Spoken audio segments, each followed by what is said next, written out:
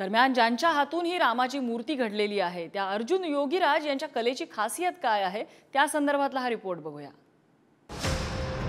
छिन्नीचे घाव बसल्यावरच दगडातून देवाची मूर्ती बनते असं म्हणतात। मात्र हेच प्राक्तन शिल्पकाराच्याही भाळी असते। आयुष्यानं दिलेल्या आकारातूनच शिल्पकारही घडत असतो। मूळचे कर्नाटकच्या म्हैसूरतील असलेल्या अरुण योगीराज यांनी वयाच्या 11व्या वर्षापासून वडिलांच्या मार्गदर्शनाखाली शिल्पकलेत प्रावीण्य मिळवलं। 2000 सालापासून आजपर्यंत त्यांनी अनेक उत्तमोत्तम मूर्ती घडवल्या। यात 12 फूट उंचीची आदि शंकराचार्यांची मूर्ती, आझाद हिंद सेनेचे प्रमुख सुभाषचंद्र बोस यांची 30 फुटी मूर्ती अशा प्रसिद्ध मूर्तींचा समावेश आहे। आता त्यांनी घडवलेली बालरामाची मूर्ती अयोध्येतल्या राम मंदिरात स्थापित होणार आहे। हा त्यांच्या आयुष्यातला जीवन सार्थकी लावणारा योगच म्हणायचा। आज हा आनंद वाटून घ्यायला त्यांचे वडील हयात नाही। मात्र अरुण यांच्या मातोश्री सरस्वती यांना आपल्या मुलाच्या या यशाचं मोठं कौतुक आहे। बालरामाची ही मूर्ती घडवताना अरुण यांची तत्वनिष्ठा इतकी होती की त्यांनी आपल्या आईलाही या विशेष मूर्तीचं दर्शन घेऊ दिलं नाही। मात्र अशा या अरुण यांना शिल्पकलेकडे यायचं नव्हतं हे कळलं तर आश्चर्य वाटेल।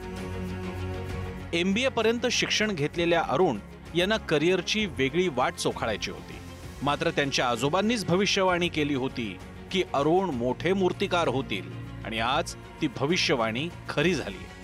म्हैसूरच्या राजघराण्यात त्यांचे आजोबा बसवण्णा हेही शिल्पकारच होते। पुढे वडील योगीराज आणि आता अरुण अशी ही त्यांच्या एकूण घराण्यातील मूर्तिकारांची 5वी पिढी आहे। अरुण यांची आतापर्यंतची शिल्पकलेतली कारकीर्द ही त्यांच्या कलेतल्या गुणवत्तेची साक्षीदारच आहे। रामकृष्ण परमहंस यांचा पूर्णाकृती पुतळा, 6 फूट उंच नंदीचं शिल्प, डॉक्टर बाबासाहेब आंबेडकरांचा पूर्णाकृती पुतळा, थोर अभियांत्रिकीज्ञ सर मोक्षगुंडम विश्वेश्वरय्यांचा अर्धाकृती पुतळा, विष्णू, गणपती, हनुमान, देवींच्या मूर्ती अशा या मूर्तींसह थोर व्यक्तिमत्व, देवी देवता यांच्या विविध आकार आणि उंचीतील मूर्ती अरुण योगीराज यांनी आतापर्यंत घडविल्या आहेत। मूर्ती पारलौकिक देवी देवतेची असो की महान व्यक्तिमत्वांची, अरुण योगीराज जणू दगडात प्राण फुंकून आधीच दडलेली प्रतिमा आपल्या समोर आणतात। इतकी ही शिल्प जिवंत भासतात। त्यांच्या हातातील या दैवी कलेचा गौरवही तशाच मोठ्या सन्मानांनी झालाय।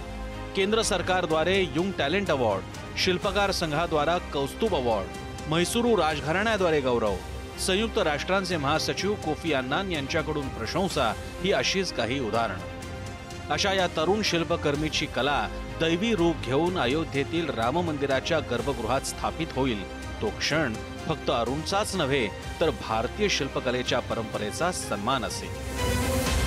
ब्युरो रिपोर्ट, पुढारी न्यूज।